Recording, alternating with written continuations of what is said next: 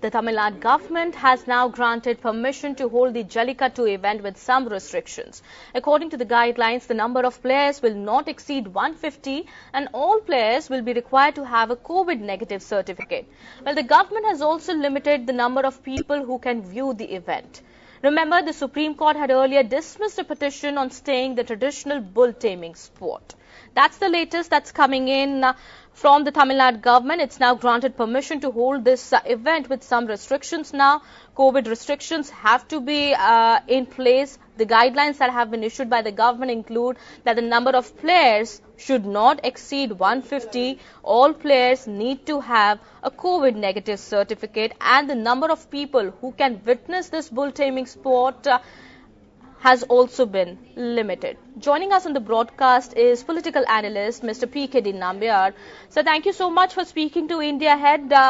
As we know, there have been a lot of controversies associated with this traditional bull taming sport, Jallikattu. How do we see this decision by the Tamil Nadu government now? Well, I believe it's the right decision because Jallikattu for the Tamilians as a state itself, it's not just a sport, it's a way of life. It's a symbol of Tamil unity and pride for every Tamilian. I believe, of course, we are all going through the difficult time of COVID, but then you also know that we had elections in Bihar and we are having elections in other parts of the country. I think COVID is a reality, but that should not be deterring the belief system and the practice which has always been uniting the whole society as a whole.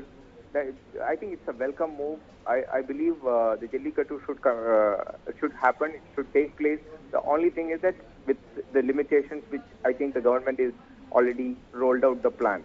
I welcome this move. Yes. So do you think with these limitations in place, with these restrictions in place, holding Jallikattu would be fair, would be easy to do? Do you think so? Because, a lot of people, as we know, usually come for this event. And, of course, as you also mentioned, it's an event, it's a sport that's been enjoyed by many in Tamil Nadu.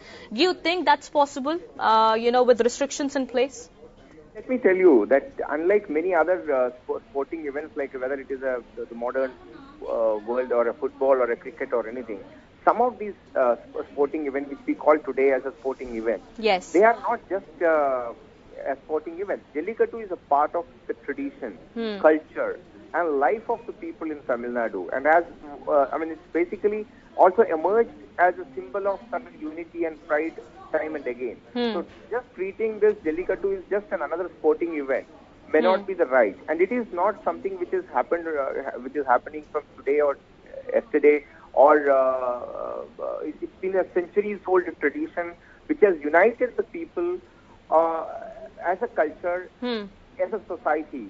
I believe, yes, we will all be having some kind of challenges because during the COVID time. But in the meantime, you should also understand whether to Kamal Hassan, to M.K. Stalin, to the very chief minister, everybody is moving around and holding rallies and different kind of political activity. Right. There also the large number of people are coming together. Right. But yes, some kind of checks and balances will definitely ensure that there is the pandemic don't spread to the extent it is. But I believe it's a welcome move. I think we should always try and protect our tradition to the extent possible. Of course, looking at the current pandemic situation. I think this is the right move, according to me. Okay. Well, we do understand, Mr. Nambiar, there are a lot of emotions and sentiments attached with this sport. And, of course, this move, as you are also welcoming it by the Tamil Nadu state government, many people in the state would also be happy and excited about it. We do understand the sentiments attached with it. Thank you so much for speaking to India Ahead here and sharing your views with us.